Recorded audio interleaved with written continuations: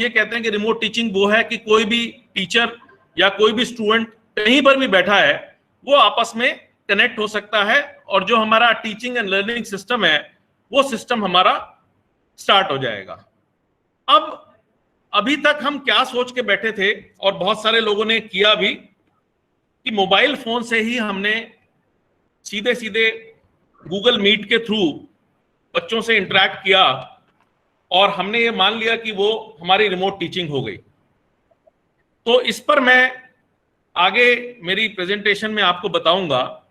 और जो हमारी स्वयं कमेटी के द्वारा ये जो प्रोग्राम चलाया गया है इसमें जो आगे गूगल मीट पे जो क्लास बनाना है, अटेंडेंस लेना है, असाइनमेंट लेना है और फीडबैक आना है, एग्जाम होना है, एग्जाम के क्वेश्चंस कैसे होने हैं, इन सब पर भी हम इस पूरे प्रोग्राम में चर्चा करेंगे। तो मैं इस पर आपको ये कहना चाहूंगा कि ये सारी चीजें आज के टाइम पर मोबाइल में पॉसिबल नहीं है और अगर पॉसिबल हैं भी तो बहुत लिमिटेड फीचर्स में, क्योंकि मोबाइल फोन का एक बहुत बड़ा कंस्ट्रेंट जो है वो कंस्ट्रेंट आता है स्क्रीन साइज का। तो जब स्क्रीन साइज ही छोटा होगा, और मैं आपसे यह भी अनुरोध करूंगा कि आप अपने स्टूडेंट्स को भी कहें कि वो ज्यादा से ज्यादा क्लासेस अपनी लैपटॉप्स के थ्रू अटेंड करें और आप लोग भी जो क्लासेस लें वो लैपटॉप के थ्रू लें, क्योंकि जैसे जैसे हम आगे इस ट्रेनिंग में बढ़ेंगे हमें ये एहसास होता जाएगा कि ये सारे फीचर्स मोबाइल में एक्टिवेट करके उसको यूज करके और इफेक्टिवली क्लास लेना पॉसिबल नहीं हो पाता है।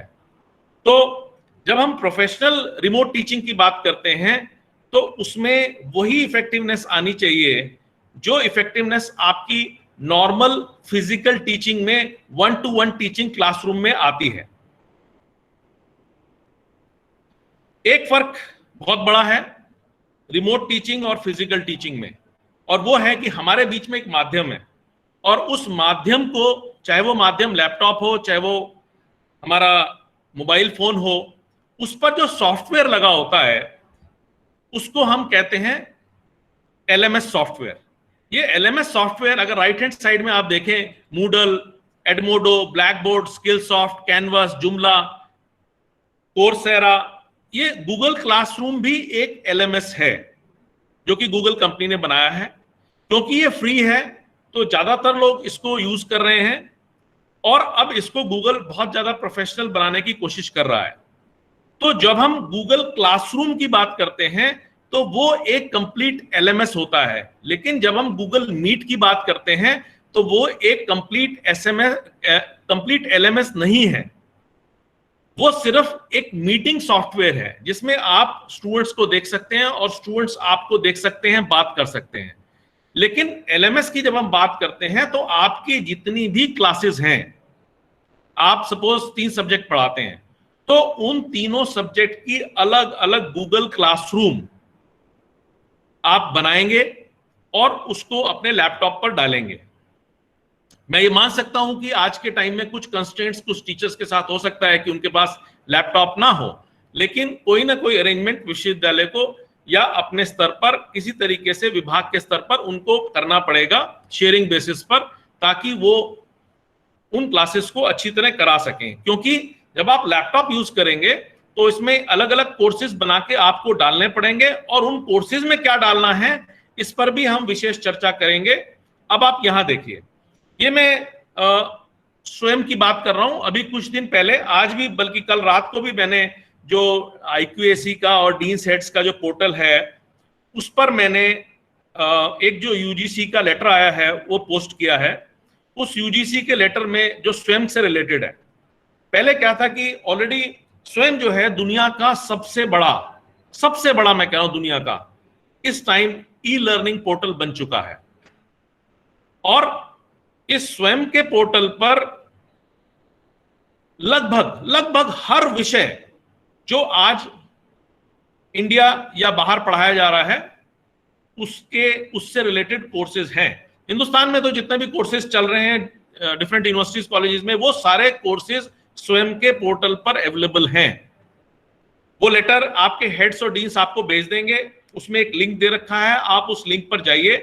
तो उस लिंक पर जब आप जाएंगे तो कहीं आपको एक मिलेगा उसमें पॉलिसी डॉक्यूमेंट कि आप कैसे स्वयं के कोर्स बना सकते हैं। वो जो कोर्सेज ऑलरेडी बन चुके हैं, उसके बाद स्वयं पर कोर्सेज इनवाइट करने यूजीसी ने बंद कर दिए थे, क्योंकि बहुत सारे कोर्सेज बन चुके थे। अब लेकिन क्योंकि फिर से ऑनलाइन एजुकेशन कोरोना के टाइम पर बहुत ज्यादा प्रोमिनेंटली यूज हो रहा है, सब जगह बहुत ज्यादा डिमांड है, रिमोट प्लेसेस में भी स्टूडेंट्स उसकी डिमांड कर रहे हैं, तो और कोर्सेज के लिए उसको सभी टीचर्स को इनवाइट किया गया है, जिसमें कंडीशन है कि 5 साल का टीचिंग एक्सपीरियंस होना चाहिए और आप पीएचडी होने चाहिए। अगर आप पीएचडी हैं और आपको 5 साल का टीचिंग एक्सपीरियंस है तो आप अपने सब्जेक्ट का कोर्स बना सकते हैं, डेवलप कर सकते हैं और यूजीसी को भेज सकते हैं। वहां एक इवैल्यूएशन कमेटी रहती है जो उस कोर्स को जज करती है। उसके बाद अगर वो कोर्स और कोर्सेज के कंपैरिजन में और जो प्रपोजर्स हैं, जैसे आप प्रिपेयर करेंगे और लोग भी प्रिपेयर करेंगे, तो अगर आपका ये उनको सूट करता है तो आपका जो कोर्स है वो ऑनलाइन हो जाएगा और पूरे इंडिया के छात्र उस कोर्स को पढ़ेंगे। अब बात आती है कि अगर हम स्वयं का कोर्स नहीं बनाते हैं, हम तो अभी अपनी यहाँ की टीचिंग की बात कर रहे हैं, तो उसमें मैं कहूंगा फर्क सिर्फ इतना है कि जब आपका कोर्स स्वयं पर जाता है, कोई भी एक सब्जेक्ट जो आप पढ़ाते हैं उसका कोर्स जब स्वयं पर जाता है तो उसको पूरे इंडिया के या वर्ल्ड के छात्र उसको अटेंड कर सकते हैं, देख सकते हैं, सुन सकते हैं। लेकिन जब हम ऑनलाइन टीचिंग अपनी यूनिवर्सिटी की बात करते हैं तो जो भी आपकी क्लास में छात्र हैं, जिस भी विभाग में आप हैं, उसी को ही बच्चे जो हैं वही बच्चे आपका कोर्स अटेंड करेंगे। फर्क सिर्फ इतना है कि उसमें बहुत ज्यादा स्टूडेंट्स हैं, इसमें बहुत कम है। अदरवाइज अगर हम कंटेंट की बात करें तो कंटेंट में बहुत ज्यादा फर्क नहीं होना चाहिए। ये आपको 4 क्वाड्रेंट अप्रोच ऑफ स्वयं में बता रहा हूं, यही 4 क्वाड्रेंट अप्रोच आपको यूज करनी है और इसी को हम कहते हैं कि अब हम 3rd stage of online learning में पहुंच गए हैं।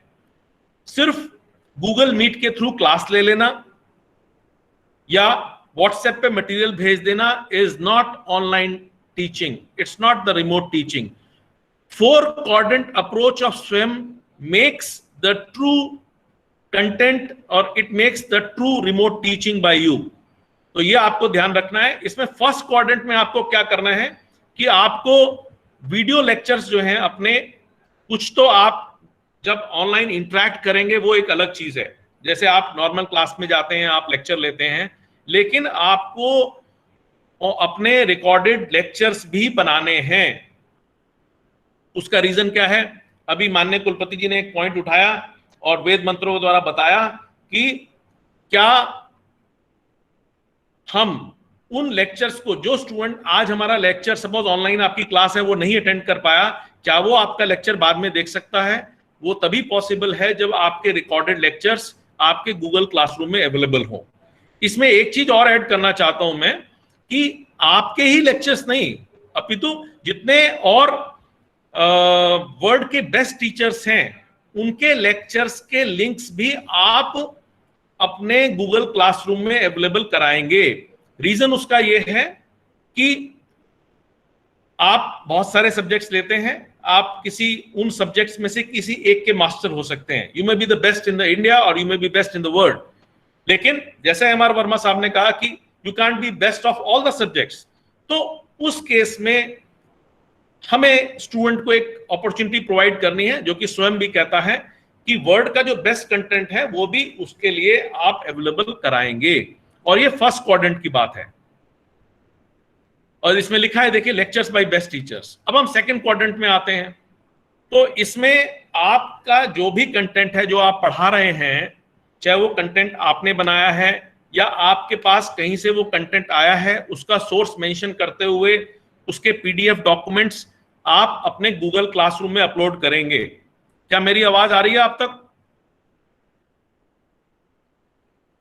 Yes sir. यस क्योंकि इंपॉर्टेंट होता है। कई बार ऐसा होता है कि ऑनलाइन टीचिंग में मुझे नहीं पता लग रहा आपको, क्योंकि जब मेरे सामने पीपीटी स्लाइड शो में चलती है तो मुझे ये नहीं पता लग पाता कई बार कि आप लोग मेरी आवाज सुन पा रहे हैं, नहीं सुन पा रहे, या मेरा पीपीटी आपको दिखाई दे रहा है, नहीं दे रहा। तो हर आधे घंटे बाद, 15 मिनट बाद मेरे को पूछना पड़ेगा कि क्या आप मेरे को सुन पा रहे हैं, नहीं सुन पा रहे हैं। बहुत अच्छी बात है कि आप मुझे देख पा रहे हैं, मेरे कंटेंट को, और मुझे सुन भी पा रहे हैं। तो सेकंड क्वाड्रेंट में आपको ई बुक्स जो भी आप डाउनलोड करते हैं उन ई बुक्स को डाल सकते हैं वहां पर। गूगल क्लासरूम में बहुत स्पेस मिलता है गूगल क्लासरूम में आपको।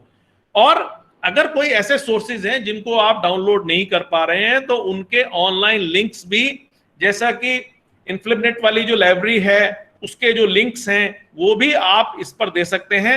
और अभी विश्वविद्यालय और हमारे जो ये कमेटी है इसने रेकमेंड किया था कि हर स्टूडेंट को हम gkv.ac.in का आईडी दे रहे हैं, और वो जितना भी हमारे ई लाइब्रेरी, सेंट्रल लाइब्रेरी या डिपार्टमेंट लाइब्रेरीज में जो ई मटेरियल है उस सब मटेरियल को वो एक्सेस कर पाएंगे।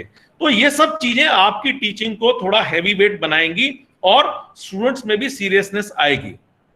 अब हम चलते हैं थर्ड क्वाड्रेंट की तरफ।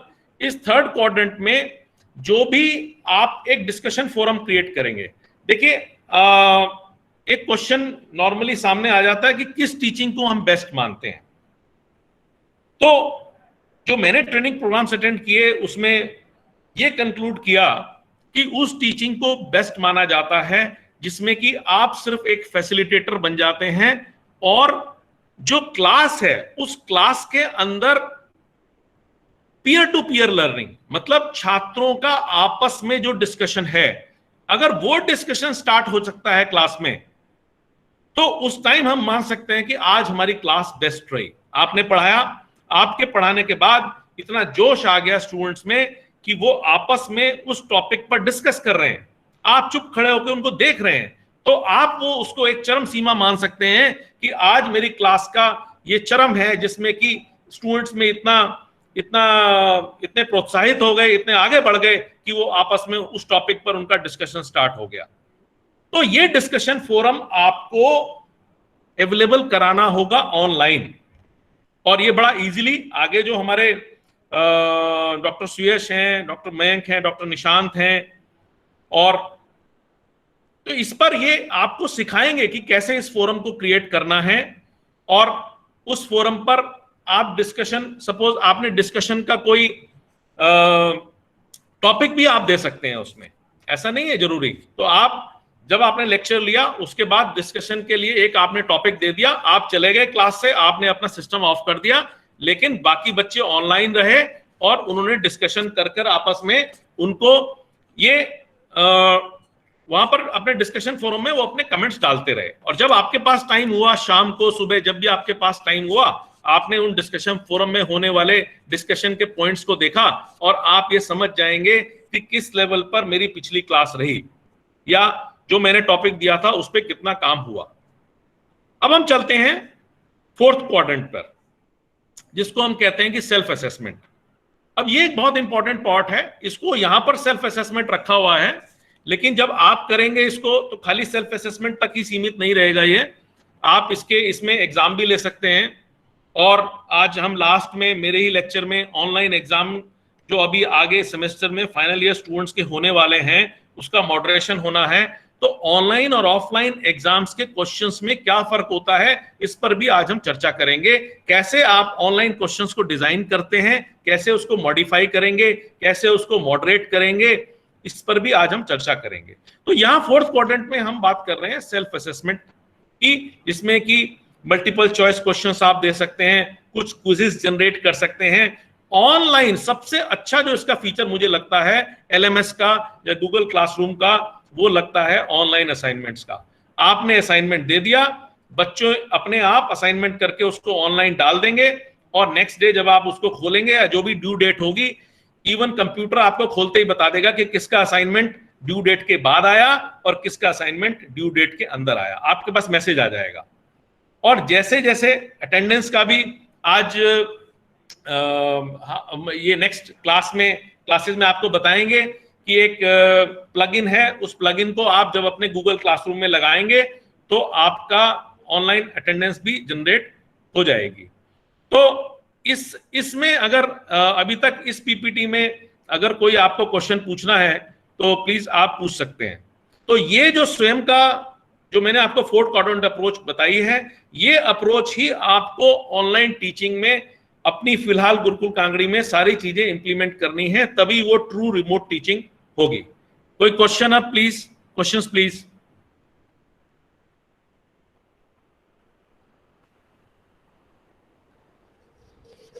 हेलो। हाँ जी। डॉक्टर साहब, क्या ये पॉसिबल है कि जो जो रिमोट में बच्चे रह रहे हैं उनके घर में लैपटॉप और प्रॉपर इंटरनेट फैसिलिटी हो?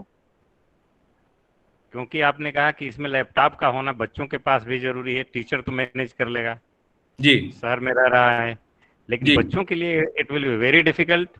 How to cope with all the difficulties? आपका बिल्कुल, मैं क्वेश्चन बिल्कुल ही जेन्युइन है और बहुत ही सीरियस क्वेश्चन है।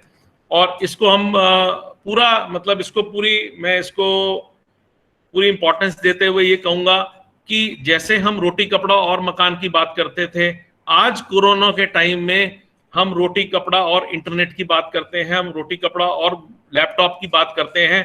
तो जहां जब हम एक जिंदगी हमारी ये भी थी जब हमारे पास मास्क नहीं था, आज हम विदाउट मास्क की बात नहीं करते हैं।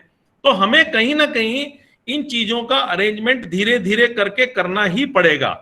हाँ, ये जरूरी है कि ये कंस्ट्रेंट्स हैं ऑनलाइन टीचिंग के, क्योंकि ऑनलाइन टीचिंग में जो भी हो रहा है वो एक रिमोट के थ्रू हो रहा है, रिमोट मींस एक इंस्ट्रूमेंट के थ्रू हो रहा है। तो ये बिल्कुल जेन्युइन पॉइंट है। बाकी इस क्वाड्रेंट से रिलेटेड कोई आपका क्वेश्चन है तो आप बता सकते हैं, पूछ सकते हैं। ओके, आगे चलें। हाँ जी। ठीक है, अब ये देखिए जो लर्निंग मैनेजमेंट सिस्टम है, ये तो खैर लास्ट टाइम भी हमने बताया था, इसमें ये सारी चीजें जो अभी हमने बात करी हैं, ये सारी चीजें हम कर सकते हैं। इसमें कैलेंडर आज आगे कोर्स में आपको एक बहुत अच्छी चीज डॉक्टर मयंक बताएंगे कि आपका जो कैलेंडर है, उस कैलेंडर में आप अपनी आगे की जितनी भी क्लासेस हैं वो एकदम आप शेड्यूल कर सकते हैं। तो आपको कभी भी क्लास भूलने की गुंजाइश नहीं होगी, क्योंकि 10 मिनट 15 मिनट पहले आपके पास मोबाइल में एक मैसेज आ जाएगा कि आपकी क्लास है 10 मिनट बाद। तो और जो स्टूडेंट्स हैं, स्टूडेंट्स को भी आप अगर कहेंगे कि आप वो अपना जो कैलेंडर है मोबाइल फोन का या लैपटॉप का जो कैलेंडर है, अगर उसमें क्लास को वो कैलिब्रेट कर देंगे, उसको डाल देंगे, क्लास की प्रोग्रामिंग कर देंगे, उसमें बहुत इजी है, तो वो कभी भी क्लास मिस नहीं करेंगे। बाकी इसमें आपका जो ऑथेंटिकेशन है वो भी आप लगा सकते हैं, जैसे कि आगे मैंने बोला था कि हम gkv.ac.in सभी बच्चों को देंगे ये ईमेल आईडी। तो इसमें जिस भी बच्चे के पास जो कोई बाहर वाला, सपोज बच्चा ये सोचता है कि मेरी जगह कोई और अटेंड कर ले क्लास, तो अगर उसके पास जीकेवी की आईडी नहीं होगी तो वो क्लास अटेंड नहीं कर पाएगा। इस तरह का एक ऑथेंटिकेशन आपको सिस्टम उसमें लगा सकते हैं अपन अपनी गूगल क्लासरूम के अंदर। बाकी जो रिपोर्टिंग का सिस्टम है, असेसमेंट का है, क्विज वगैरह, वो ऑलरेडी मैं आपको बता चुका हूं।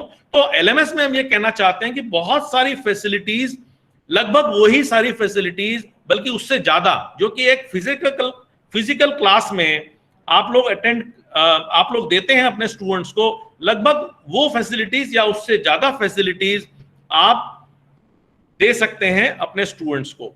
इसमें कोई दो राय नहीं है कि अगर आप कंपेयर करेंगे ऑनलाइन क्लास को और ऑफलाइन क्लास को, तो कुछ लोग ये जरूर कहेंगे कि नहीं साहब ऑफलाइन क्लासेस आर बेटर। तो मैं उस पॉइंट को एग्री करता हूं कि बहुत सारे एस्पेक्ट्स में ऑनलाइन जो ऑफलाइन फिजिकल क्लास है वो बेटर होती है, क्योंकि बच्चा आपकी फिजिकल प्रेजेंस को महसूस करता है। लेकिन इसमें जो आपका रेडियस है, इसमें जो आपका दायरा है, वो इतना बढ़ जाता है कि आप अपनी क्लास के बच्चे क्या कई क्लासेस के बच्चे, और इस टाइम में जैसे हमारे 3 कैंपसेस हैं, उन 3 कैंपसेस में कंबाइंड क्लास चल सकती है। तो ये एडवांटेज सिर्फ आपको ऑनलाइन लर्निंग में ही मिलता है। अब जब हम बात कर रहे हैं एलएमएस की, तो एक चीज आपको जानना जरूरी है कि कुछ एलएमएस ऐसे हैं जिसका कि सर्वर, सपोज हम अपनी यूनिवर्सिटी का ही एक एलएमएस बना लें। अभी हम जो एलएमएस यूज कर रहे हैं गूगल का, वो एक क्लाउड बेस्ड एलएमएस है। क्लाउड बेस्ड एलएमएस का मतलब ये है कि आपको कोई भी फाइल, कोई भी डॉक्यूमेंट अपने लैपटॉप पे सेव करने की जरूरत नहीं है। जब आप उसको गूगल क्लासरूम पे डाल देते हैं तो वो गूगल के सर्वर पर सेव हो जाता है। आप उसको कहीं से भी रिट्रीव कर सकते हैं, आपके पास कहीं से भी ज्वाइन कर सकते हैं, कहीं से भी डाल सकते हैं, कहीं से भी निकाल सकते हैं। आपके पास आपका ही लैपटॉप होना बहुत जरूरी नहीं है। तो इसको हम क्लाउड बेस्ड एलएमएस कहते हैं। कुछ यूनिवर्सिटीज जो हैं डेवलप्ड नेशंस में उन्होंने अपना यूनिवर्सिटी का एलएमएस ले रखा है, जो सिर्फ यूनिवर्सिटी के अंदर ही चलता है। उनका लैंड बेस्ड एलएमएस हो सकता है जिसका सर्वर सिर्फ उस यूनिवर्सिटी के पास ही हो। बट आजकल जो ज्यादा प्रोमिनेंट है वो क्लाउड बेस्ड एलएमएस है, लर्निंग मैनेजमेंट सिस्टम है। ये कुछ और एलएमएस हैं, अगर आप चाहें तो इनका भी यूज कर सकते हैं, जो इसमें कुछ ओपन सोर्स वाले हैं, जिन ओपन सोर्स में जो कमर्शियल नहीं है, और ये कुछ राइट साइड में कमर्शियल एलएमएस दे रखे हैं। तो अलग अलग यूनिवर्सिटीज, अलग अलग इंस्टीट्यूशंस इन अलग अलग एलएमएस को यूज करती है। बहरहाल जो, क्योंकि ये जो ओपन सोर्स वाले हैं, सब में ये सारी जो फैसिलिटीज जो मैंने आपको बताई, लगभग ये सारी फैसिलिटीज इन सब ओपन सोर्स और कमर्शियल एलएमएस में होती है। कमर्शियल एलएमएस में कुछ ज्यादा फैसिलिटीज होती हैं, क्योंकि कॉर्पोरेट वाले भी इन एलएमएस को यूज करते हैं अपने जो एम्प्लॉयज हैं उनको ट्रेनिंग के लिए, और बाकी जो एजुकेशन वाले हैं वो ओपन एलएमएस को यूज करते हैं। तो इस तरह से जो हमने डिस्कशन किया वही सारी बातें यहां पर मैंने दिखा रखी हैं आपको, कि आप इस एलएमएस में ये मल्टी लैंग्वेज भी काम कर सकता है। सपोज आपके जो स्टूडेंट्स हैं, अगर आप किसी ऐसे पोर्टल पर, इंटरनेशनल पोर्टल पर डालते हैं जिसमें अलग अलग देशों के छात्र आपसे जुड़े हुए हैं, तो उसमें वो छात्र जो है अपनी लैंग्वेज में, फ्रेंच में, जर्मन में, उस कंटेंट को देख सकते हैं। ऐसा प्रोविजन भी कई एलएमएस में किया गया है। तो ये कुछ फीचर्स हैं एलएमएस के, और इसमें एक फीचर जो है वो है गेमिफिकेशन का। गेमिफिकेशन अगर आप देखें तो राइट से थर्ड कॉलम है इसका गेमिफिकेशन का। इसमें यह माना जाता है, ये बल्कि यूनिवर्सिटी लेवल पर तो बहुत प्रोमिनेंट नहीं है, लेकिन स्कूल लेवल पर बहुत ही प्रोमिनेंट है गेमिफिकेशन, कि गेम के थ्रू आप बच्चों को कैसे एंगेज करते हैं। लेकिन मैं इसमें यह जरूर मानता हूं कि अगर इनोवेशन और क्रिएटिविटी की आप बात करें तो लर्निंग सिर्फ आपकी पीपीटी के थ्रू या ऑनलाइन लेक्चर के थ्रू ही नहीं होती। आपने कोई एक्सपेरिमेंट एक गेम के फॉर्म में डाल दिया, मैनेजमेंट एजुकेशन में इसका यूज होता है सिमुलेशन फॉर्म में, जिसमें कि जो, क्योंकि बिजनेस एक डायनेमिक चीज है, जो रोज जिसके डायनेमिक्स चेंज होते रहते हैं। कल जीएसटी नहीं था, आज जीएसटी है, तो एक चेंज आ गया। तो इस तरीके से जैसे कि डॉलर और रुपये के रोज रेट चेंज होते हैं, जैसे आप ये मान सकते हैं कि बचपन में आपने एक गेम खेला होगा व्यापार, तो उसी तरीके से गेम के थ्रू, ऑनलाइन गेमिंग की फैसिलिटी के थ्रू जब आप स्टूडेंट्स को, अपने पार्टिसिपेंट्स को एंगेज करते हैं लर्निंग के अंदर, वो एक फैसिलिटी भी आप दे सकते हैं अपने ऑनलाइन लर्निंग के अंदर।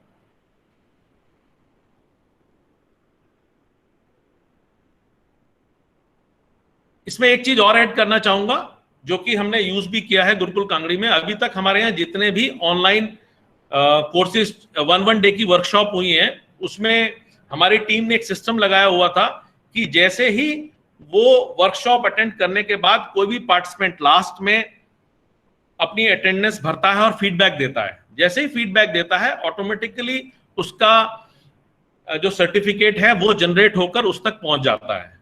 तो ये ऑटोमेटिक सिस्टम इस बार हमने सोचा था इसको कि हम आपको सिखाएंगे, लेकिन थोड़ा सा ये कॉम्प्लिकेटेड है। तो मे बी जब नेक्स्ट लेवल की वर्कशॉप होगी उसमें सिर्फ एक आधा दिन हम इसी पर रख सकते हैं कि कैसे आप सर्टिफिकेट जनरेट कर सकते हैं अपनी क्लासेस में। लेकिन प्रोग्राम्स के लिए तो आप डॉक्टर सुयश को कांटेक्ट कर सकते हैं, वो आपको बता सकते हैं कि कैसे ऑनलाइन सर्टिफिकेट जनरेट होता है। और गुरुकुल कांगड़ी में हम ऑनलाइन सर्टिफिकेट इंस्टेंट, जैसे ही उसने फीडबैक भरा, जनरेट करते आए हैं। ये फैसिलिटी भी एलएमएस सॉफ्टवेयर में होती है। अब किस सॉफ्टवेयर में क्या क्या फैसिलिटी है ये उसमें दे रखा है। ये अलग अलग ओपन सॉफ्टवेयर्स हैं, तो इसको आप देख सकते हैं। ये पीपीटी आपके पास रहेगी, आप कभी भी देख सकते हैं। अब हम इसकी जो पीछे कॉन्सेप्ट है, आवाज नहीं आ रही है।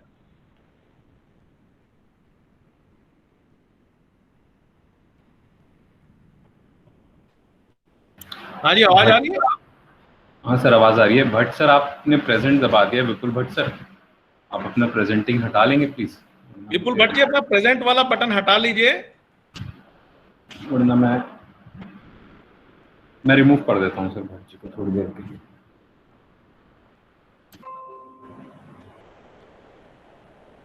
मेरी स्क्रीन देख पा रहे हैं?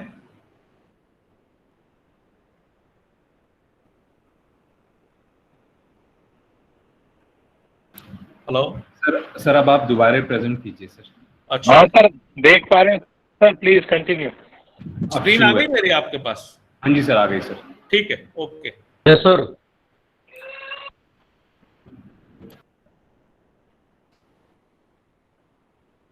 ये डीलोन और मैकलिन मॉडल है इंफॉर्मेशन सिस्टम का, और इसमें थोड़ा सा ये बताना चाह रहा हूं आपको कि क्योंकि आगे चलकर बहुत सारे प्लेटफॉर्म्स आप यूज करेंगे, तो 3 चीजें इसमें मुख्य भूमिका निभाती हैं।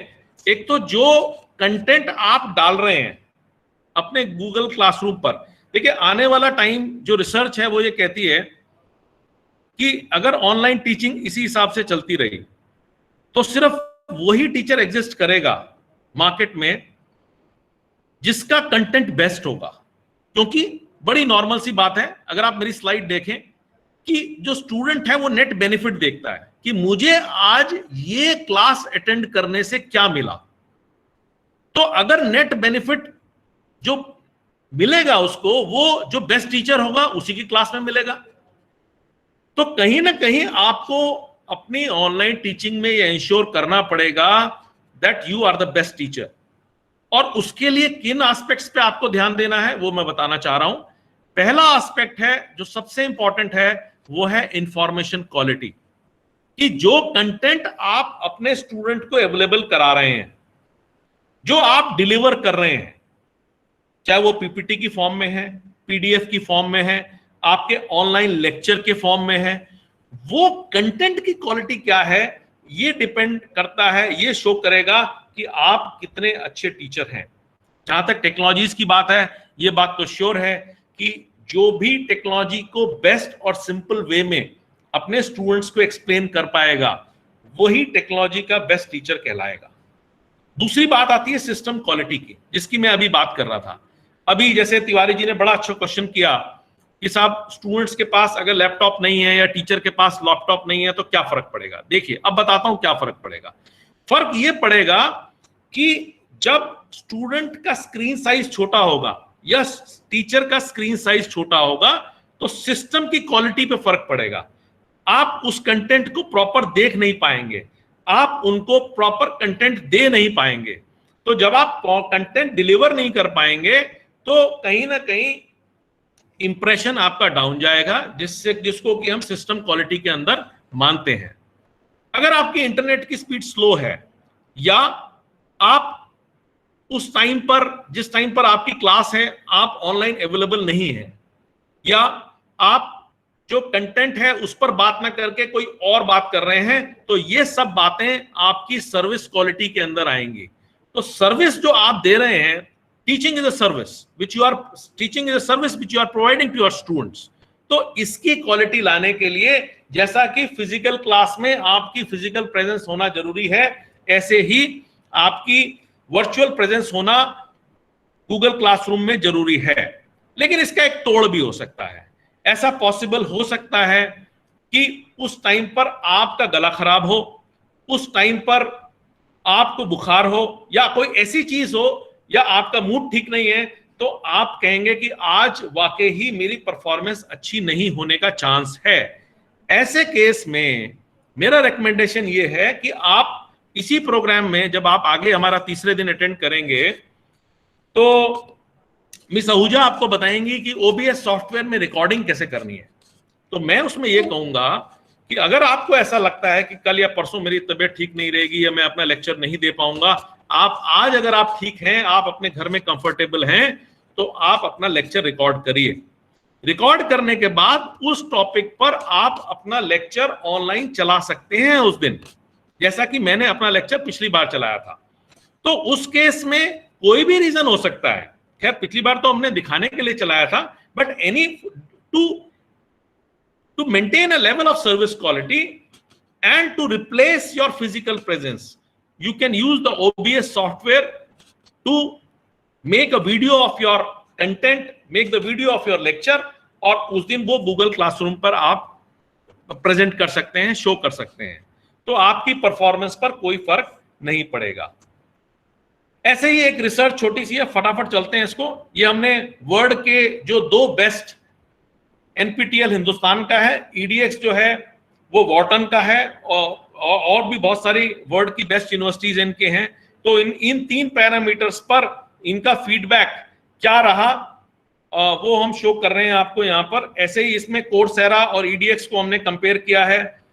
तो आप देख सकते हैं कि जो ई लर्निंग सिस्टम के डायमेंशंस हैं, इन पर जो है छात्र जो हैं आपको डिफरेंट तरीके से इवेलुएट करते हैं।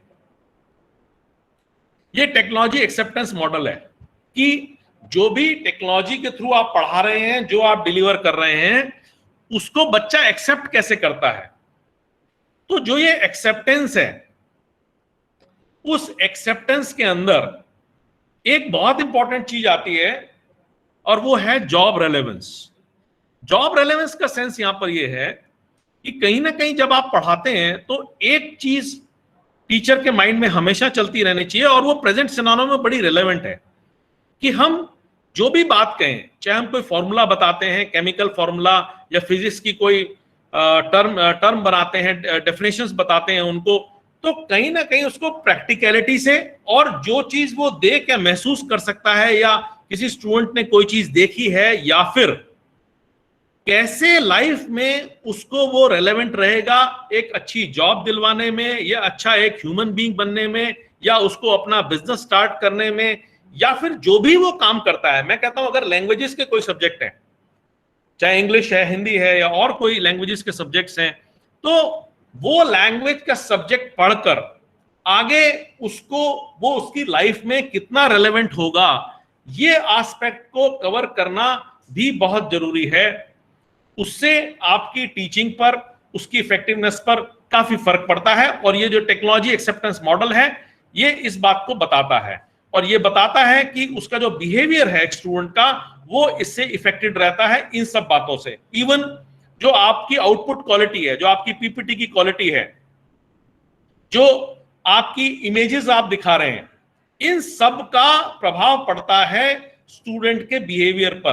क्योंकि ये जो वो परसीव करता है, वो परसीव कैसे करता है, उसकी यूजफुलनेस को कैसे परसीव करता है, उसको ये सारी चीजें इफेक्ट करती हैं, एंड इन ऑल ये उसके बिहेवियर को इफेक्ट करती हैं। तो बड़ा फेमस मॉडल है टेक्नोलॉजी एक्सेप्टेंस मॉडल।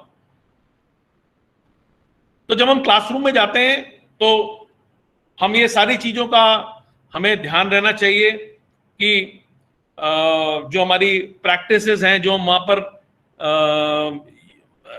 बताना चाहते हैं, वो बताने के जो लेवल्स हैं, वो किस किस तरह मूव करते हैं, वो सारी चीजें इसके अंदर शो की गई हैं।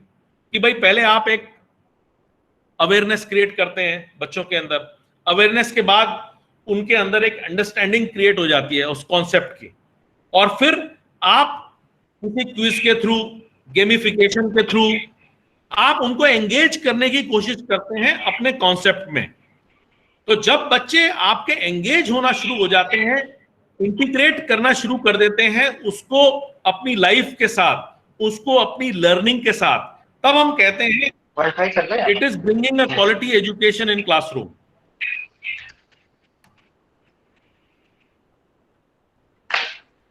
मेरे को लगता है कि किसी का sir PPT is not showing sir. किसी ने फोन कर दिया अपना बीच में। डॉक्टर मयंक देखेंगे? अरे एक बार फिर से शेयर कर दीजिए पीपीटी। नहीं, ये बीच में कोई किसी का बोलना आ रहा है बीच में, मैं कर देता हूं दोबारा। जी जी जी सर। आया आपको?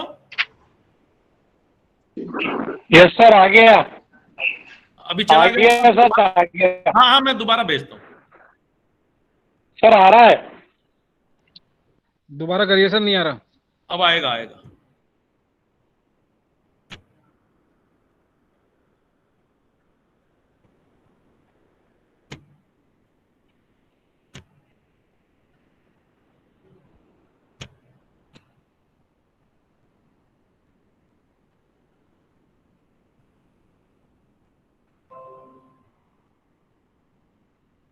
अब आ गया होगा। हाँ जी सर, Yes, sir. visible जी है। आ गया सर, आ गया। इसमें सब लोग ना आप पिन भी कर सकते हैं स्लाइड को, तो फिर वो हटेगी नहीं। होता क्या है, जब कोई और प्रेजेंट करता है तो हट जाता है। ये हमें ध्यान रखना है, जब स्टूडेंट्स को पढ़ा रहे हो तो स्टूडेंट्स को भी बताना पड़ेगा कि आप प्रेजेंट ना करें। अगर आप पिन कर देंगे तो ये हटेगा नहीं आपकी स्लाइड से, पिन का ऑप्शन आ रहा होगा। कंटिन्यू मयंक जी, थोड़ा और डिटेल बताइए, पिनिंग कैसे करना है, इनको बता दीजिए एक बार। सर। जैसे स्लाइड पे जाएंगे तो फर्स्ट ऑप्शन आ रहा है थंब, एक पिन सी बनी हुई है, पिन टू स्क्रीन पे क्लिक कर दें। अगर इस समय आपके सामने जो स्लाइड आ रही है उस स्लाइड पर आप जाएंगे तो पहला ऑप्शन आ रहा होगा, एक आपको थंब पिन बनी हुई दिख रही होगी। माउस को ले जाएंगे उसके सेंटर पे, तो थंब पिन पर आप दबा दीजिए पिन टू स्क्रीन। दिख रहा होगा पहला ऑप्शन, पिन टू स्क्रीन। तो आपकी स्क्रीन पे बाकी कुछ नहीं दिखेगा, ये स्लाइड्स ही दिखती रहेंगी, तो ये हटेगी नहीं इजीली। और बीच में जब आप ज्वाइन करते हैं तो एक ऑप्शन आता है ज्वाइन या प्रेजेंट। तो प्रेजेंट पे क्लिक मत कीजिए, ये गूगल मीट में एक है हिंड्रेंस है कि कोई भी प्रेजेंट कर सकता है और हम रोक नहीं सकते इसे। तो अगर आप प्रेजेंट करेंगे तो फिर ये जो सर प्रेजेंट कर रहे हो या जो आप जब टीचिंग कर रहे होंगे आप जो प्रेजेंट कर रहे होंगे वो हट जाएगा। इसे पिन टू स्क्रीन रखिए तो आपको किसी की चेहरा नहीं दिखेगा, सिर्फ प्रेजेंटेशन दिखेगी और स्पीकर की आवाज सुनाई देगी। Thank you sir. Okay, thank you doctor Mayank. अब एक गुड लेक्चर की बात जब हम कर रहे हैं तो आप सब लोग इसमें वेल वर्स्ड हैं और बहुत अच्छा क्लास रहता है इसमें आप लोगों का। अब इसमें एक पॉइंट आगे हम थोड़ा डिटेल में डिस्कस करेंगे और उसमें हम बॉडी लैंग्वेज की बात करेंगे। तो बॉडी लैंग्वेज जो है कि आपका क्लास में बिहेवियर कैसा रहता है, आप कैसे दिखते हैं, कैसे आप एक्सप्रेस करते हैं चीजों को, वो फिजिकल क्लास में तो बहुत इंपॉर्टेंट है, लेकिन ऑनलाइन क्लासेस में भी जब आप वर्चुअल मीट करते हैं उसमें भी वो बहुत इंपॉर्टेंट रहता है। लेकिन इसमें मैं एक खास चीज आपको बता दूं, अगर आप डिफरेंस देखेंगे जो वेस्टर्न, जैसे मैंने भी एक ईपीजी पाठशाला का स्वयं का कोर्स बनाया था और बीइंग कोऑर्डिनेटर हमारे साथ 20 लोगों की टीम थी और मिसेस हांडा जो मैथ्स में है यहाँ पर कन्या गुरुकुल में, वो भी हमारी टीम का पार्ट थी और बाकी लोग बाहर से थे। हमने दिल्ली में जाके रिकॉर्डिंग करी। आप लोग भी अगर स्वयं का कोर्स बनाएंगे तो हो सकता है आपको दिल्ली जाके, या आईआईटी रुड़की में भी अब बन गया है, आप उसकी रिकॉर्डिंग करेंगे। तो रिकॉर्डिंग के टाइम पर जो इंडियन, अगर आप एनपीटीईएल कोर्सेज देखेंगे या आप स्वयं के कोर्सेज देखेंगे, ज्यादातर हम लोग बैठ के पढ़ाते हैं। लेकिन अगर आप कोर्सेरा के या ईडीएक्स के कोर्सेज देखेंगे तो वो लोग ज्यादातर रिकॉर्डिंग खड़े होकर करते हैं। और एक रिसर्च हमने करी थी, उसमें ये पाया कि कुछ ना कुछ सर्विस डिलीवरी में दोनों मेथड्स में फर्क है। इसीलिए फिजिकल क्लास में आप लोग खड़े होकर पढ़ाते हैं। तो मैं ये कहूंगा कि रिकॉर्डिंग अगर फैसिलिटी ऐसी कहीं पर बनती है जिसमें आप खड़े होकर पढ़ा सकते हैं और आप उसमें दिखाई दे सकते हैं, आपका एक्सप्रेशन बढ़िया हो सकता है, आप अच्छी तरह एक्सप्रेस कर सकते हैं, तो उस फॉर्मूला को भी आप यूज करें। बाकी सारी बातें जो भी इसमें लिखी हैं वो सारी आप नॉर्मल टीचिंग में यूज करते ही करते हैं। आप बीच में कुछ जोक्स भी बना सकते हैं, बात भी कर सकते हैं, थोड़ा सा माहौल को लाइट भी कर सकते हैं। तो ये सारी चीजें आपको अच्छी तरह पता है, इस पर ज्यादा मैं फोकस नहीं करूंगा। रिमोट क्लासरूम में कुछ चीजें बहुत इंपॉर्टेंट हैं कि इसमें एक जो फोर्थ एस्पेक्ट है, डोंट लेक्चर। अब अभी श्रवण जी ने भी शुरू में बोला था, तो उन्होंने एक बात बोली कि इसमें लेक्चर नहीं होना चाहिए, तो उनकी वो बात यहां पर एक बीच में, लेक्चर का मतलब ये है इसमें कि देखिए अभी तक आप गूगल मीट पर उनसे लाइव उनको पढ़ाते हैं, तो यहां पर ऑनलाइन टीचिंग में एक फर्क आ गया है। ऑनलाइन टीचिंग में आपको पूरा कंटेंट जो है वो सिर्फ 1-to-1 इंटरेक्ट करके गूगल मीट के थ्रू नहीं देना है। इसमें आपको क्या करना है कि आपको कुछ चीजें उनको प्री इंटरेक्शन, प्री क्लास में उनको अवेलेबल करानी है, कुछ पीडीएफ डॉक्यूमेंट्स, कुछ उनको ई रिसोर्सेज, और उनको कहना है कि आप इनको पढ़ के आइए। पढ़ के आने के साथ क्या क्या है कि ऑलरेडी एक एंगेजमेंट उनकी स्टार्ट हो जाएगी एक लर्निंग के थ्रू, और उस एंगेजमेंट को एनहांस करने के लिए, उनकी प्रॉब्लम सॉल्विंग के लिए, या एक डिस्कशन जनरेट करने के लिए। किस टाइम पर डिस्कशन जनरेट करने के लिए? जब आप इंटरैक्ट कर रहे हैं लाइव उनके साथ अपने गूगल क्लासरूम में। तो जो आपका गूगल मीट के थ्रू जो इंटरेक्शन है वो केवल लेक्चरिंग के लिए नहीं होना चाहिए टोटली, कि आप पूरा का पूरा लेक्चर गूगल क्लासरूम में गूगल मीट के थ्रू पूरा लेक्चर दे रहे हैं। No, it should not happen. उससे आपकी लर्निंग इफेक्टिवनेस कम होगी। प्री एंगेजमेंट आप कर देते हैं और उनको आप प्री असाइनमेंट देते हैं, उनको एंगेज करते हैं, वो कुछ उसमें काम करके आते हैं, उसके बाद आप उनको लाइव एंगेज करते हैं, उनसे कुछ फीडबैक लेते हैं, उसके बाद कुछ टॉपिक्स भी आप कवर करेंगे। तो वो कुल एक combination of all these things should be there. और जब इस कॉम्बिनेशन को आप प्रोमिनेंट बना लेंगे तो आपको लगेगा कि मेरी टीचिंग काफी इफेक्टिव हो रही है। अब हम बात करते हैं कुछ सॉफ्ट स्किल्स की, और इन सॉफ्ट स्किल्स में हम communication, creativity, interpersonal, professional skills, इनकी हम सब बात करते हैं, जो कि एक नॉर्मल फिजिकल क्लास में भी आपको जरूरत पड़ती है, लेकिन ऑनलाइन भी इसमें आपको जरूरत पड़ेगी। डिफरेंस बस वही है कि ये गैजेट के थ्रू होगा और वहां पर आप डायरेक्ट इंटरेक्ट करते हैं स्टूडेंट के साथ। अब इसमें जो कम्युनिकेशन स्किल है, इसमें जो अभी मैंने पॉइंट किया था कि कुछ ह्यूमर, और एक जो और इंपॉर्टेंट पार्ट है, ह्यूमर मतलब कुछ जोक या कोई ऐसी चीज जिससे एक ऑनलाइन में बोरिडम ना आए। बोरिडम अगर ऑनलाइन टीचिंग में आ जाएगी तो धीरे धीरे आपकी क्लास से अटेंडेंस कम हो जाएगी। इसीलिए जो आइडल इसमें एक टाइम शेड्यूल रखा गया है वो है 40 मिनट्स का। इवन आप देखेंगे जो जूम सॉफ्टवेयर है उसमें 40 मिनट्स बाद वो अपने आप ऑफ हो जाता है। तो आपका आइडल जो लेक्चर है वो 40 मिनट्स का होना चाहिए। बाद में 20 मिनट्स हो सकते हैं कि आप इंटरेक्शन के लिए रख सकते हैं, या और किसी चीज के लिए आप रिलैक्सिंग के लिए रख सकते हैं, या कोई क्वेश्चन आंसर के लिए रख सकते हैं। तो ये सारी चीजें उसमें जो है बहुत ही इंपॉर्टेंट हैं। जब तक वर्बल कम्युनिकेशन, जो भी आपकी मीडियम ऑफ इंस्ट्रक्शन है, इंग्लिश है, हिंदी है, जैसे भी आप पढ़ाते हैं अपने सब्जेक्ट को, वो एक इंपॉर्टेंट एस्पेक्ट है सॉफ्ट स्किल्स का। अगर कम्युनिकेशन क्लियर नहीं होगा, चाहे उसमें कोई भी रीजन हो, मे be the quality of the speaker जो आपके इंस्ट्रूमेंट का है, अगर वो अच्छा नहीं है, वो भी आपके टीचिंग के इफेक्टिवनेस पे फर्क डालेगा।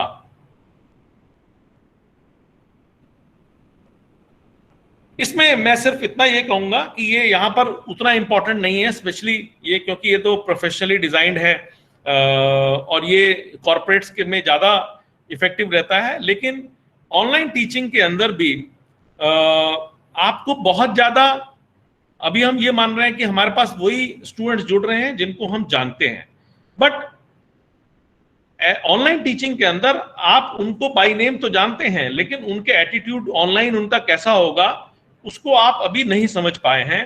तो कई बार ऐसा होता है, they try to be mischievous और they try to create a problem. तो ऐसे में इंटरपर्सनल स्किल्स जो हैं या आपस में जो स्टूडेंट्स का बिहेवियर है उस पर भी ऑनलाइन टीचिंग में आपको थोड़ा ध्यान देना पड़ेगा, नहीं तो आपकी ऑनलाइन टीचिंग को वो डिस्टर्ब कर सकते हैं। और अगर इसमें कोई कॉन्फ्लिक्ट है उनमें आपस में, चाहे वो असाइनमेंट को लेके हो या किसी और रीजन से हो सकता है, उसको भी आपको रिजॉल्व करना होगा।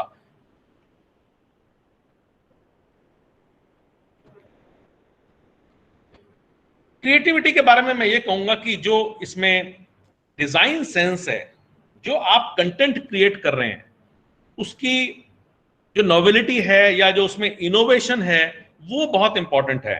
क्योंकि अदरवाइज कुछ टाइम बाद ऑनलाइन एजुकेशन में क्या होगा, ऑनलाइन टीचिंग में क्या होगा कि आपका लेक्चर तो वो अटेंड कर ही रहा है, आपकी वीडियो तो वो देख ही रहा है, फिर वो कंपेयर करना शुरू कर देगा कि साहब ये इससे अच्छा वीडियो तो मेरे पास इंटरनेट पे ऑलरेडी अवेलेबल है, why should I attend your class. तो क्लास एक कंपल्शन ना बने, ये आपको इंश्योर करना पड़ेगा। और ये इंश्योर करने के लिए कि क्लास कोई कंपल्शन नहीं है, बल्कि वो इंटरेस्ट से आपकी ऑनलाइन क्लास के अंदर आए, उसमें 2-3 चीजें बहुत इंपॉर्टेंट है। पहली चीज, जब उसको वो किसी और टीचर की ऑनलाइन वीडियो अवेलेबल होती है तो वहां पर एक चीज मिसिंग है। क्या चीज मिसिंग है? कि वो टीचर उसकी प्रॉब्लम सॉल्व नहीं कर रहा। लेकिन अगर आपने गूगल क्लासरूम में अपने कोई डिस्कशन फोरम बना रखा है, या आपने उसकी प्रॉब्लम को, जब मैंने अभी कहा कि गूगल मीट के थ्रू आप इंटरेक्शन करेंगे, डिस्कशन करेंगे, तो आप उसकी प्रॉब्लम को सॉल्व कर रहे हैं तो वो आपकी क्लास को अट्रैक्टिव बनाएगा। हो सकता है कि किसी और का वीडियो कंटेंट जो है वो आपसे बेटर हो, लेकिन उस स्टूडेंट की प्रॉब्लम कैसे सॉल्व होगी उससे? तो उस स्टूडेंट की प्रॉब्लम को आप जब लाइव क्लासरूम में सॉल्व करेंगे, he will be attracted towards your class. Design में यह है कि आपकी जो पीपीटी है वो बहुत क्रिएटिव हो, उसमें नए कंटेंट हो, अच्छी तरह डिजाइंड हो, वो विजिबिलिटी उसकी बहुत अच्छी हो। तो ये चीजें सारी अगर आपके कंटेंट में है, बना देगा और उसको इंटरेस्टिंग भी बनाएगा। एक बहुत इंपॉर्टेंट एस्पेक्ट इसमें आता है टेकिंग क्रिटिसिज्म। मैं आपको बता दूं इसमें कि क्रिटिसिज्म को एक्सेप्ट करना एक टीचर की बहुत बड़ी आर्ट है, और ऑनलाइन में ये बहुत इंपॉर्टेंट है। हमारे यहां अभी हमने यूनिवर्सिटी में वो सिस्टम नहीं किया हुआ है, लेकिन मैं आज से 2004 की बात कर रहा हूं, लगभग 16 साल पहले की ऑस्ट्रेलियन यूनिवर्सिटी में पढ़ाने के अपने एक्सपीरियंस की बात करता हूं। वहां पर जो भी आप क्लास लेते थे, उसमें यूनिवर्सिटी की वेबसाइट पे एक डिस्कशन फोरम था जिसमें कि बच्चे ऑनलाइन आपकी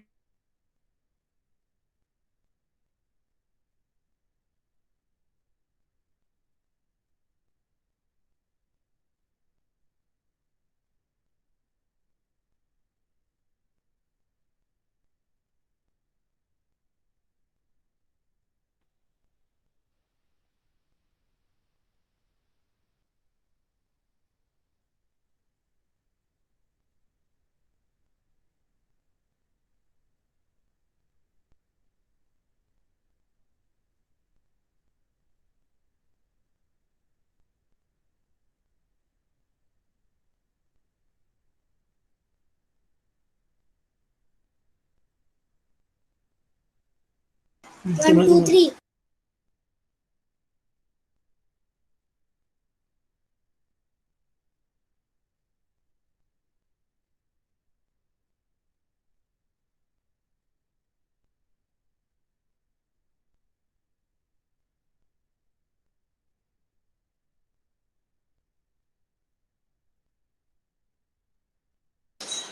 Sir, you are not audible.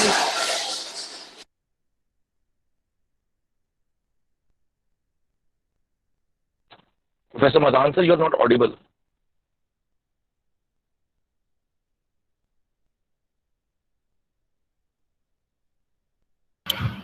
मुझे लगता है आई थिंक सर का कनेक्शन शायद जो है ब्रेक हो गया है कनेक्शन शायद सर का।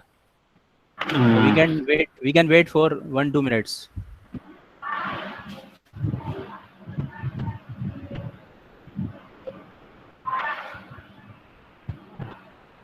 चलिए, अच्छा है, प्रैक्टिकली हमें पता चल रहा है कि यही सारी प्रॉब्लम्स हमारे पास आएंगी जब हम टीचिंग भी करें।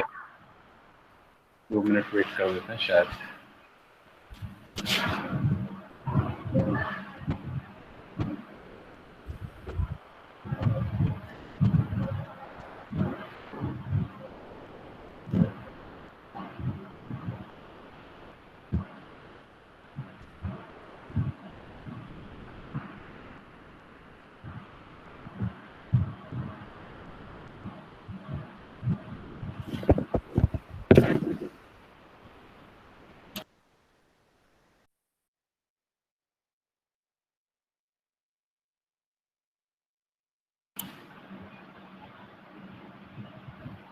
हाँ जी सर, बात हो गई है सर से। सर का वही आज कॉलेज में क्योंकि नेट नहीं चल रहा है इसलिए प्रॉब्लम है, कनेक्ट कर रहे हैं हम।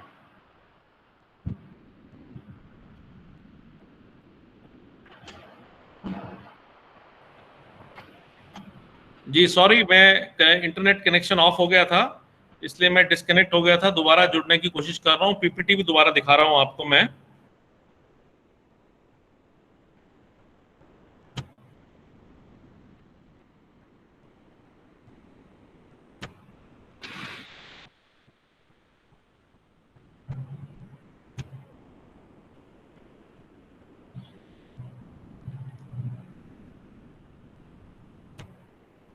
हाँ जी, मेरे को देख पा रहे हैं आप मेरी स्लाइड? हाँ जी sir, it is visible. Okay, हाँ सर, चल रहा तो है। क्रिटिसिज्म की मैं बात कर रहा था। तो क्रिटिसिज्म अगर आप पॉजिटिवली ऑनलाइन एक्सेप्ट करते हैं, हो सकता है आपके बारे में स्टूडेंट्स कमेंट डालें कि इनकी टीचिंग बहुत अच्छी है, या कभी कमेंट डालें कि आज क्लास में मजा नहीं आया, तो उसको आपको पॉजिटिवली लेना पड़ेगा। और जो भी इंप्रूवमेंट्स ऑनलाइन कमेंट्स में आ रहे हैं, उन कमेंट्स को आपको अपनी टीचिंग के इंप्रूवमेंट के लिए इनकॉर्पोरेट करना पड़ेगा। ये बहुत ही इंपॉर्टेंट है। ज्यादातर ऑनलाइन टीचिंग इसीलिए फेल हो जाती है कि क्रिटिसिज्म हम एक्सेप्ट नहीं कर पाते और फिर वो डिट्रोएट करता रहता है।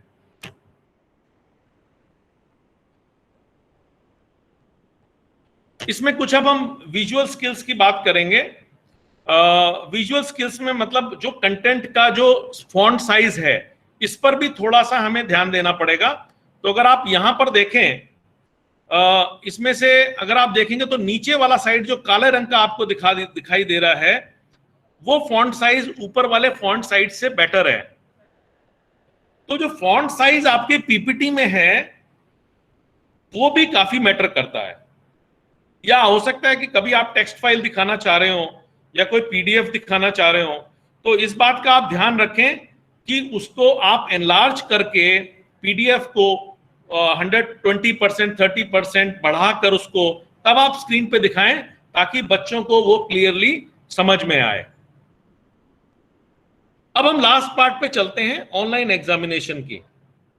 तो एक ऑनलाइन जब एग्जाम होता है और जो ऑफलाइन है, ऑनलाइन एग्जाम में क्या है, बच्चे के पास इंटरनेट है और वो इंटरनेट पर, गूगल पर वो सारी चीजें देख सकता है जो कि आपके क्वेश्चंस के आंसर्स हो सकते हैं। ये चैलेंज अभी हमें फेस करना पड़ेगा, क्योंकि अभी फाइनल सेमेस्टर के एग्जाम्स होने हैं, वो भी ऑनलाइन डिसाइड हुआ है होने हैं। तो इसमें क्या करना है, क्या नहीं करना है, किस तरह के क्वेश्चंस पूछने हैं, अगर आपने ऑलरेडी क्वेश्चन पेपर बना लिया है तो अब उसको कैसे आप मॉडरेट करेंगे, उस पर थोड़ा फोकस करना चाहूंगा मैं। आप लोगों का इसमें अच्छी नॉलेज आपको है, मेरी तरफ से जो चीजें मैं ऐड करना चाहूंगा, अगर आप चाहें तो उसको आगे यूज कर सकते हैं। जैसे फैक्ट बेस्ड जो क्वेश्चंस हैं, डेफिनेशंस हैं, उनको आपने अवॉइड करना है। डायरेक्ट क्वेश्चंस आपने नहीं देने हैं। डायरेक्ट क्वेश्चंस अगर आप देंगे तो बच्चे सीधे सीधे उसका आंसर इंटरनेट से निकालकर और वहां पेस्ट कर देंगे और आप कुछ नहीं कर पाएंगे। आपको वो क्वेश्चंस पूछने हैं जो कि बच्चे ने पढ़कर समझ लिया। जैसे कि अगर आपने ये पूछा कि इंडिया गेट कहां पर है, तो डायरेक्ट आंसर हो गया। और अगर आपने ये पूछा कि इंडिया गेट क्यों बनाया गया, तो वो इनडायरेक्ट क्वेश्चन हो गया। और एक चांस है कि अगर उसको इंटरनेट पे उसका आंसर मिलता भी है तो इतनी इजीली फाइंड आउट वो उसको नहीं कर पाएगा, या इसको थोड़ा सा और मॉडिफाई आप उसको कर सकते हैं। तो जो उसने पढ़ा है, जो समझा है, उससे रिलेटेड आपने क्वेश्चन देने हैं। जो डायरेक्ट कंटेंट है, फैक्ट है, डेफिनेशन है, उससे रिलेटेड क्वेश्चन आपने नहीं देने हैं। जेनेरिक क्वेश्चंस आपने नहीं देने हैं, क्योंकि जेनेरिक क्वेश्चंस या जेनेरिक वर्ड्स अगर आप क्वेश्चन में यूज करते हैं तो गूगल इमीडिएटली उसका सर्च इंजन पकड़कर उसका आंसर स्टूडेंट को वो दे देगा। आपको ऐसे क्वेश्चंस देने हैं जिसमें वो थोड़ा सा एक्सप्लेन कर सके, अपने आर्गुमेंट्स दे सके। तो इस तरीके से आपको क्वेश्चंस को डिजाइन करना है। अब आपका क्वेश्चन होगा, सर ये क्वेश्चन होंगे कैसे? तो मैं कुछ आपको एग्जांपल शो करना चाह रहा हूं। ये सोक्रेटिक क्वेश्चंस हम इनको बोलते हैं। तो सोक्रेटिक क्वेश्चंस में जो क्लैरिफिकेशन क्वेश्चन है, उस तरह के ये कुछ शो कर रहे हैं यहां पर क्वेश्चंस, वो आप उनको दे सकते हैं। जैसे आपने कुछ लिखा, could you put this another way, क्या इसको आपको दूसरी तरह से आप इस कॉन्सेप्ट को, अगर सपोज आप कॉन्सेप्ट का कोई क्वेश्चन पूछ रहे हैं तो आप उससे क्लैरिफिकेशन पूछिए कि इसका एक एस्पेक्ट तो ये है, इसके अलावा कोई एस्पेक्ट आप बता सकते हैं। आपने कोई पैराग्राफ दे दिया, उस पैराग्राफ को पढ़ के आपने पूछा इसका मेन इशू क्या है।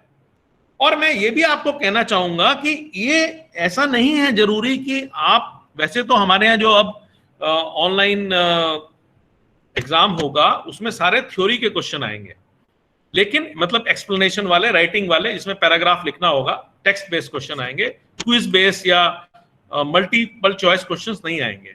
लेकिन अगर आप कॉम्पिटिटिव एग्जामिनेशंस, चाहे वो नेट का एग्जाम हो या आपका आईएएस पीसीएस के एग्जाम हो, अगर आप वहां देखें तो वहां पर पूरी चीज एक्सप्लेन करी होती है और बाद में उससे रिलेटेड एक मल्टीपल चॉइस क्वेश्चन दिया होता है। अगर ये देखें, तीसरा क्वेश्चन लिखा है what do you think is the main issue, तो आपने एक बड़ा सा पैराग्राफ दे दिया, उसमें आपने कोई स्टोरी दे दी, उस स्टोरी में आपने ये सिंपल क्वेश्चन पूछ लिया what do you think is the main issue in this, तो उसका आंसर तो वन लाइन भी हो सकता है, जो क्योंकि आप चाहते हैं कि वो आंसर ऐसा करे जो कि रियली मेन इशू है, उसी पे फोकस करे वो, तो आप उसको मल्टीपल चॉइस में भी दे सकते हैं उसका आंसर, और वो आंसर ही करेक्ट आंसर उसका होगा। एक चीज और इसमें कहना चाहूंगा कि जो मल्टीपल चॉइस क्वेश्चंस होते हैं उसमें सही और बिल्कुल सही का फर्क होता है। मल्टीपल चॉइस में अगर आप नेट के भी क्वेश्चंस देखेंगे तो आपको लगता है इसमें यार ये भी ठीक हो सकता है, ये भी ठीक हो सकता है, तो यही तो करते हैं आप एग्जाम ही तो इसी बात का ले रहे हैं कि काफी आंसर सही लगते हैं लेकिन सही होते नहीं है। तो कौन सा आंसर एग्जैक्टली सही है वो टेस्ट लेना चाह रहे हैं आप स्टूडेंट का, तो उसके लिए आपकी क्वेश्चंस की डिजाइनिंग भी उसी तरीके की होगी। नेक्स्ट आता है assumption क्वेश्चंस। तो इसमें कई बार जैसे लिटरेचर के क्वेश्चन है तो उसमें आप पूछ सकते हैं कि जो ऑथर है उस ऑथर ने ये एजम्पशन क्यों करी, या उस कैरेक्टर ने ये एजम्पशन क्यों करी, ऐसा वो क्यों सोच रहा है, और फिर उसका आंसर आप पूछ सकते हैं। तो इसमें कहीं ना कहीं डायरेक्ट आंसर बच्चा गूगल पर या बुक के अंदर, ओपन बुक के अंदर, या अपने पास किसी को बिठा लिया या दो दोस्त आसपास बैठ गए एग्जाम करने के लिए, चार दोस्त एक साथ बैठ गए एग्जाम करने के लिए, तो वो सारे रीजंस इसमें अवॉइड हो सकते हैं। नेक्स्ट है आपका रीजन एंड एविडेंस क्वेश्चन, तो जिसमें आप कोई भी चीज है उसमें आप रीजंस उसके पूछ रहे हैं कि आप इस एविडेंस को क्यों डाउट करते हैं, या ये कंक्लूजन आपने क्यों निकाला। तो इस तरह के अगर आप क्वेश्चन डिजाइन करते हैं या कॉन्सिक्वेंस रिलेटेड आप क्वेश्चन अगर पूछते हैं, जैसे what effect would you have, अगर ऐसा होगा तो कैसा होगा, कैसे इफेक्ट नजर आएगा, इसका ऑल्टरनेटिव क्या है। जैसे आपने पूछा कि अगर कोरोना की मेडिसिन अगर सितंबर अक्टूबर तक लॉन्च नहीं होती तो हमारी टीचिंग पर क्या इफेक्ट हो सकता है, या इसका टीचिंग का ऑल्टरनेटिव, फिजिकल टीचिंग का ऑल्टरनेटिव लॉन्ग रन में क्या हो सकता है। तो बच्चे को सोचना पड़ेगा, आप उसको मजबूर कर रहे हैं, आप उसके ब्रेन को स्टिमुलेट कर रहे हैं, एक्टिवेट कर रहे हैं, एक थिंकिंग प्रोसेस को जनरेट कर रहे हैं जो कि टीचिंग का मेन पर्पस है, और उसके बाद ही वो आपके आंसर्स को ऑनलाइन लिख पाएगा। अगर आपने डायरेक्ट क्वेश्चंस पूछ लिए तो 5 मिनट के अंदर और वो फटाफट देखकर चीटिंग करके उसका वो आंसर दे देगा।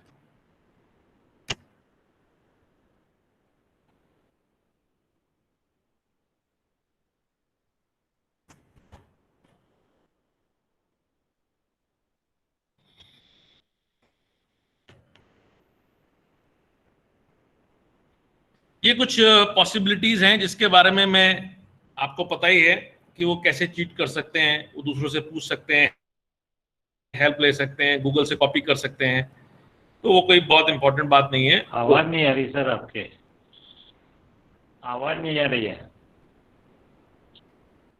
नहीं, आवाज आ रही है सर की, आवाज आ रही है। आवाज आ रही है? जी सर, आ रही है आवाज। ओके।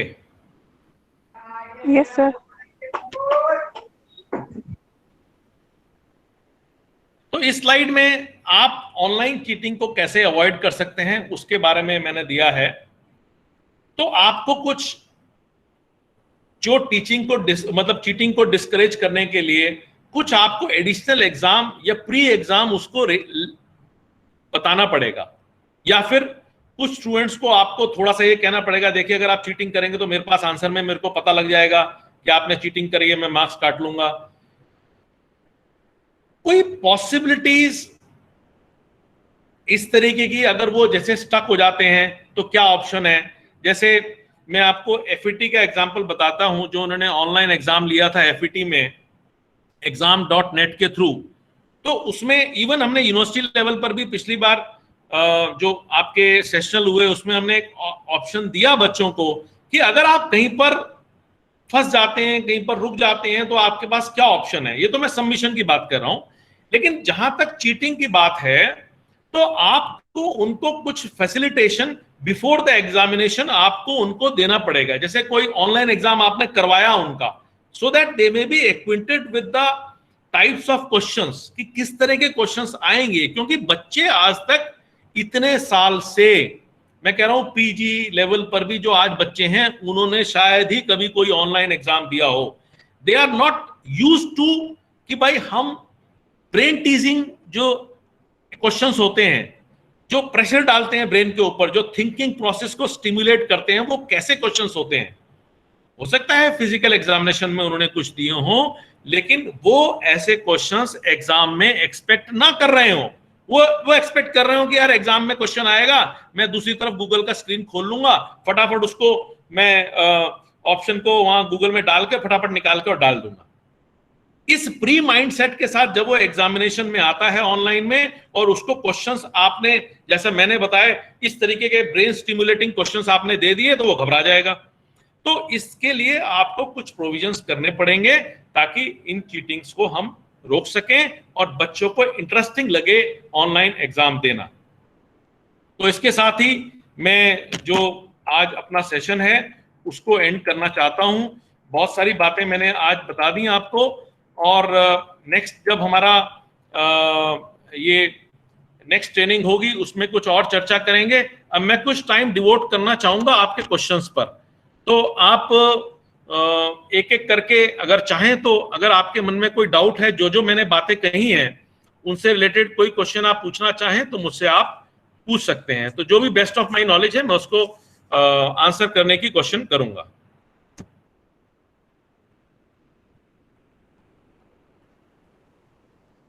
क्वेश्चंस को चैट बॉक्स में भी टाइप कर सकते हैं अगर। हाँ, चैट बॉक्स में भी आप लिख सकते हैं, मैं क्वेश्चन देखता जाऊंगा। बहुत अच्छा जी ऑप्शन बताया, जी और जी उसको मैं आंसर करता जाऊंगा।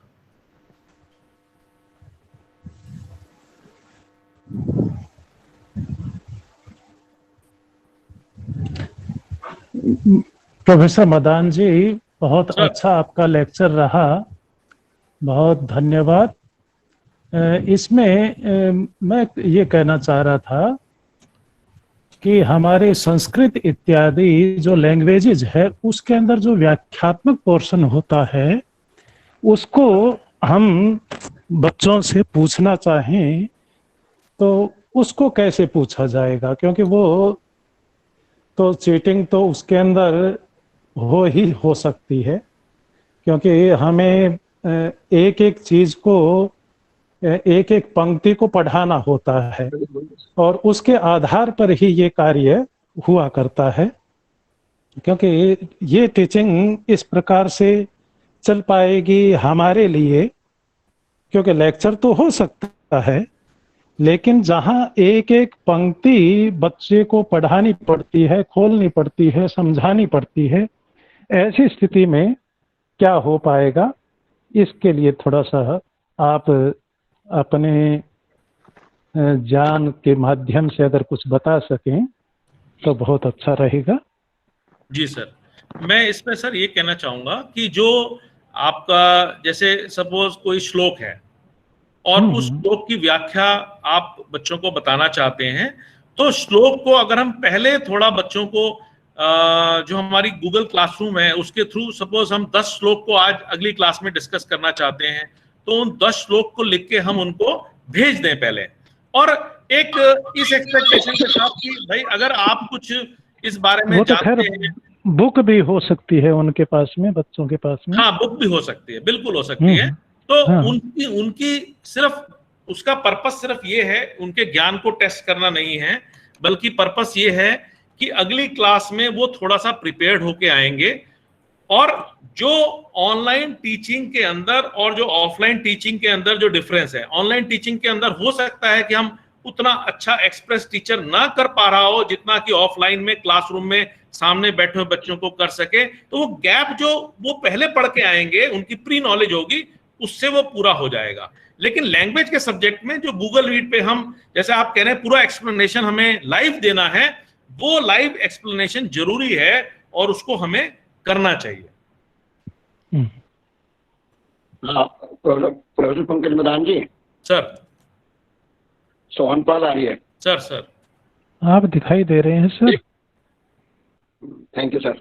एक प्रॉब्लम शेयर करनी है, वो मेरे ख्याल से वेद आर्ट्स की प्रॉब्लम तो है ही है। कम से कम पीछे जब ऑनलाइन की व्यवस्था हम लोग कर रहे थे तो बहुत सारे जो ग्रामीण पृष्ठभूमि के बच्चे हैं, कुछ रूरल के अलावा गरीब फैमिली से भी हैं, उन्होंने एक ये अपनी समस्या रखी कि हमारे पास नेट वाला फोन नहीं है सर। नहीं, मोबाइल ही नहीं है सर।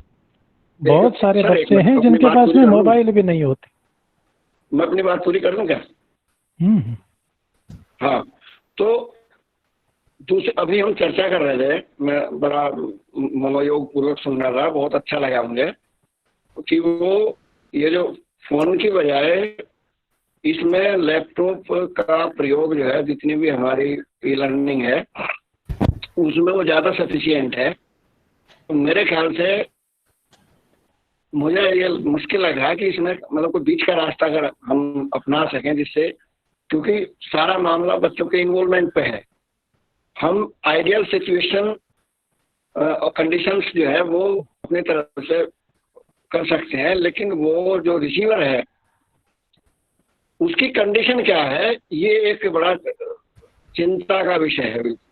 तो ये थोड़ा सा इस दृष्टि से मैं आप लोगों का, सभी का, पार्टिसिपेंट्स का, प्रशासन का और आपका भी इस बिंदु पर ध्यान जरूर चाहूंगा कि इस विषय पर भी सोचा जाए। ये सारे प्रकरण में अहम पक्ष है मेरी दृष्टि में। सर, आपका क्वेश्चन बिल्कुल बहुत ही सीरियस और बहुत इंपॉर्टेंट है, और इसमें कहीं भी दो राय नहीं है कि भाई, ये बिल्कुल सही बात है कि ग्रामीण इलाके में जहां पर कई चीजें, इंटरनेट ही नहीं, ऐसी बहुत सारी मूलभूत सुविधाएं हैं जो उन तक नहीं पहुंच पा रही हैं, और इस कोरोना काल में तो वो बहुत ही इंपॉर्टेंट है। तो ये सारी चीजें तो रहेंगी ही, ये समस्याएं तो हैं ही, और जो हमारे भारत जैसे देश में इस तरह की समस्याएं हैं, और इससे मैं एग्री करता हूं।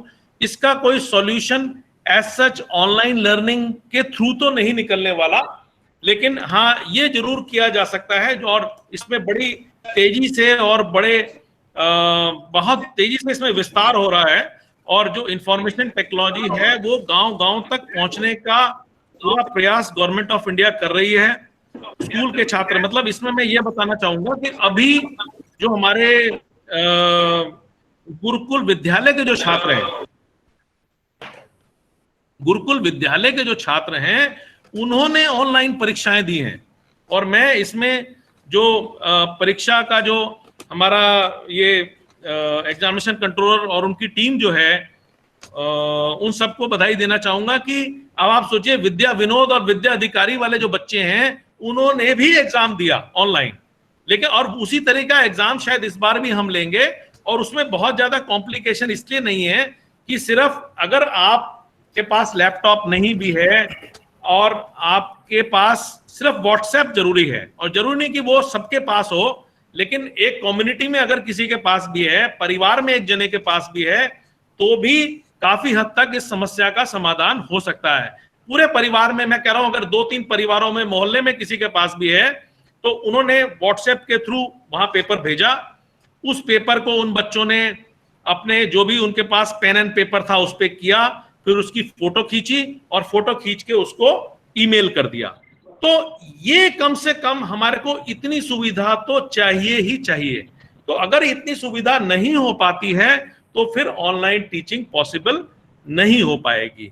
लेकिन इस कोरोना काल में जैसे कि हम और चीजों के साथ एडजस्ट कर रहे हैं, मुझे लगता है कि हमें इन चीजों के साथ भी थोड़ा एडजस्ट करना पड़ेगा, और हमें समझना पड़ेगा, चाहे वो छात्र हों, छात्र के परिवार वाले हों, या उससे संबंधित और लोग हों, उनके पेरेंट्स हों, कि भाई ये आज की एक जरूरत है और हमें कुछ और चीजों के खर्चे रोककर इन सुविधाओं को लेना पड़ेगा ताकि हमारे बच्चे पढ़ सकें।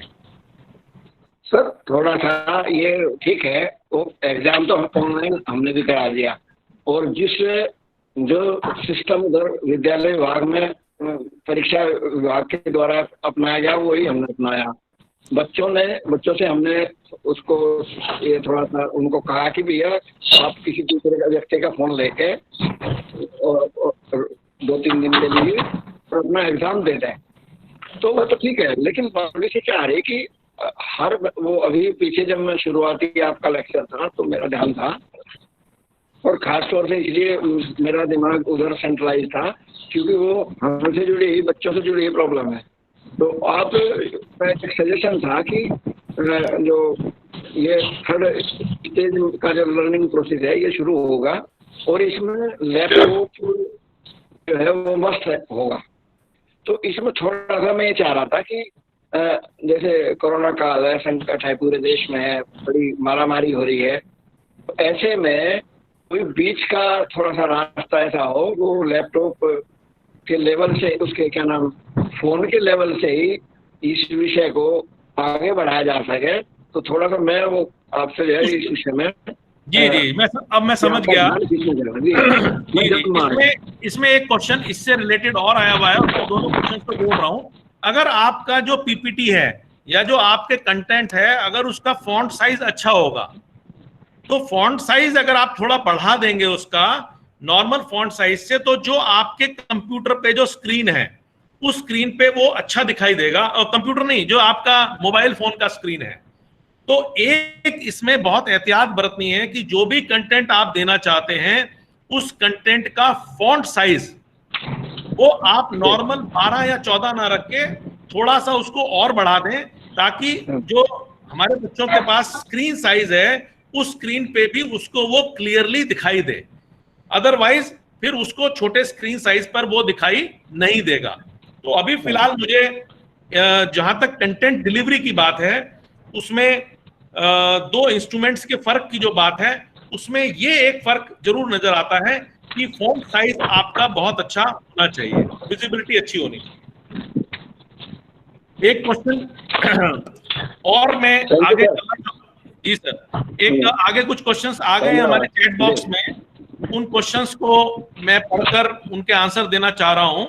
एक क्वेश्चन ये पूछा है पोल के लिए, तो गूगल मीट पर, गूगल क्लासरूम पर जो भी सुविधाएं आपको और मिल सकती हैं, इंक्लूडिंग पोल, क्विज, वो सारी सुविधाएं अभी अगले सेशन में डॉक्टर सुयश और निशांत आपको बताएंगे और आपको कराएंगे भी प्रैक्टिकल। वो सारी समस्याएं आपकी वहां पर सॉल्व हो जाएंगी। एक और क्वेश्चन आया है रुद्रमन का, सर अगर सेम कोर्स 3 क्लासेस में हो तो कंबाइंड टीचिंग कर सकते हैं क्या, या ब्रांच का इंडिविजुअल? ये तो एक इंडिविजुअल फैकल्टी का क्वेश्चन है। हाँ, कंबाइंड क्लासेस के लिए ऑलरेडी यूनिवर्सिटी ने बोल दिया है, कंबाइंड लेक्चर के लिए ऑलरेडी अलाउ कर दिया है, तो कंबाइंड ही चलेंगी आगे क्लासेस, ताकि रिसोर्सेज को हम बेटर कर सकें। एक और क्वेश्चन आ रहा है कि बहुत अच्छा क्वेश्चन है विनोद नौटियाल जी का, sir how can we select my course on Swayam screening committee, how to get select my course on Swayam screening committee. अच्छा, वो स्क्रीनिंग कमेटी जो होती है, वो स्क्रीनिंग कमेटी तो एक एक्सपर्ट कमेटी होती है जो यूजीसी बुलाती है, और उसमें आपने सपोज एनवायरमेंट के, सपोज आपने वाटर पोल्यूशन पे सपोज आपने कोई कोर्स बनाया, तो वाटर पोल्यूशन के जो इंडिया के सारे एक्सपर्ट्स होंगे उनको बुला के वो स्क्रीनिंग उसकी कराएंगे। हो सकता है आपको प्रेजेंटेशन के लिए भी बुलाएं वो, तो आप वहां प्रेजेंट करेंगे, आपसे वो क्वेश्चन पूछेंगे। अगर आपने सेटिस्फैक्टरली उनके क्वेश्चंस का सबका आंसर दे दिया और आपने FAQs भी बनाए, वही जो 4 क्वाड्रेंट थ्योरी है, वो 4 क्वाड्रेंट थ्योरी में आपने वो सारी चीजें पूरी करी हैं। पहली कंडीशन तो ये है, उन चारों कंडीशन को पूरा करके उसके बाद आपने एक्सपर्ट्स के क्वेश्चंस का आंसर दे दिया। क्योंकि अब मैं फर्क बता रहा हूं, जो EPG पाठशाला और स्वयं के कोर्स हैं उसमें क्या फर्क है। ईपीजी पाठशाला एक वन वे कम्युनिकेशन है, कोर्स बनाकर सिर्फ वहां पे डाल दिया पोर्टल पर, कोई भी उसको पढ़ सकता है और उसमें जो क्वेश्चंस दे रखे हैं उसके आंसर्स भी देने पड़ते हैं, वहां आंसर्स भी देख लिए। लेकिन स्वयं में ऐसा नहीं है। स्वयं में क्या है कि आप जब वो कोर्स चलाएंगे तो वो ऐसे ही चलेगा